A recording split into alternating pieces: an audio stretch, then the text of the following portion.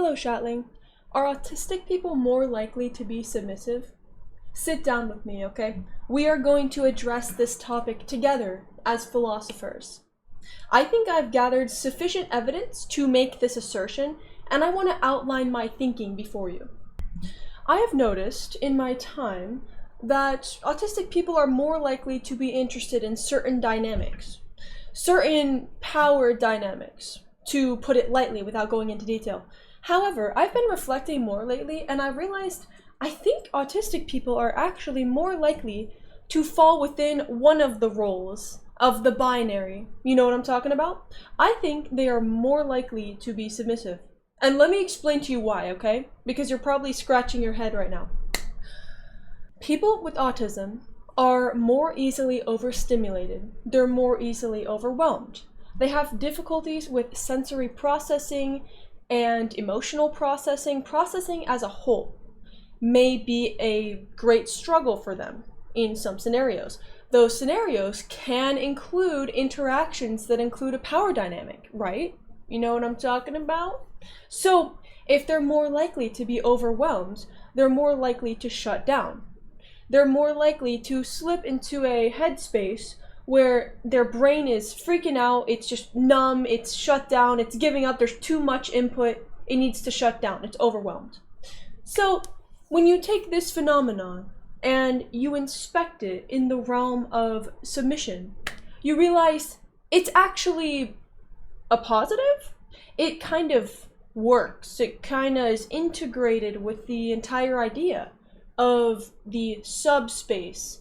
And if you're unfamiliar with that term, I'm not going to go into it too much, but it's basically just the mindset of somebody who is currently being submissive. So I think that an autistic person's tendency to become overstimulated, overwhelmed, and shut down due to too much input makes them a very suitable person to pursue a submissive mindset. Because if you are receiving an onslaught of input from a certain interaction and you shut down, that's like a one-way ticket into the subspace.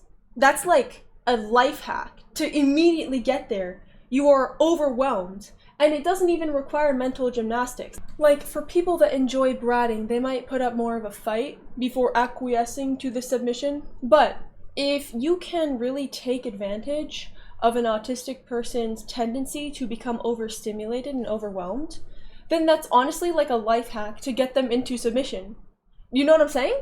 Like, all you have to do is overwhelm them in a safe way, mind you. Like, I'm not saying to just be cruel to them, but all consensually and nicely and gently, to the extent that you both desire. If you can just overstimulate them, you can push them into a headspace of overwhelm and shutdown. And is that not directly adjacent to the subspace? I feel like I'm onto something here. And now you may say, hold on, didn't you say that autistic people as a whole were more likely to be into BD, you know?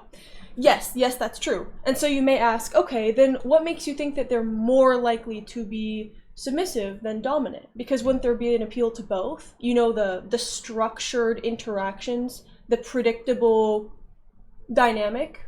Yes, that applies to autistic people. But the reason that I think an autistic person, on a general scale, might be slightly more likely to be submissive is because of that overstimulation. Because when you're overstimulated and you're receiving a lot of input and you're dealing with managing these interactions like it's a game of chess, like, okay, they said this, now I'm the dom, so I need to say this in order to get them to submit and to assert my power, blah, blah, blah, blah, and you're constantly calculating things, it's easier to get overwhelmed and shut down.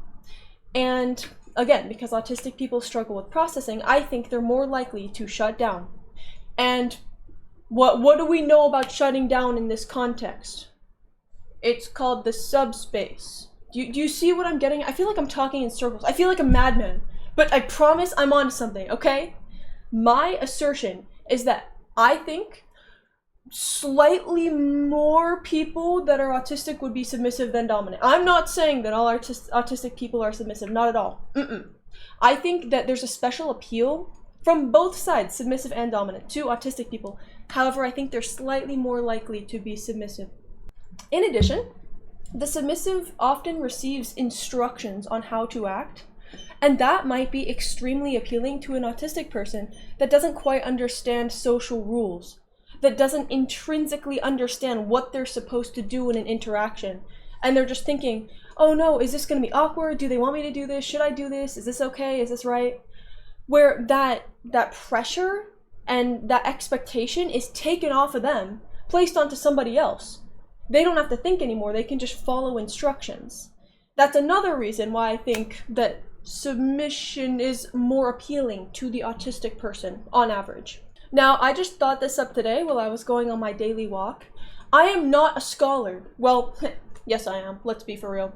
But I'm not a professional, so please let me know if you have any input, if you agree with my takes, if you disagree with them. And also, send this video to your favorite submissive and autistic homie. Okay? Okay. Take care of yourself, be kind to yourself, and follow my Twitch. You understand me? Bye, twin! Mwah!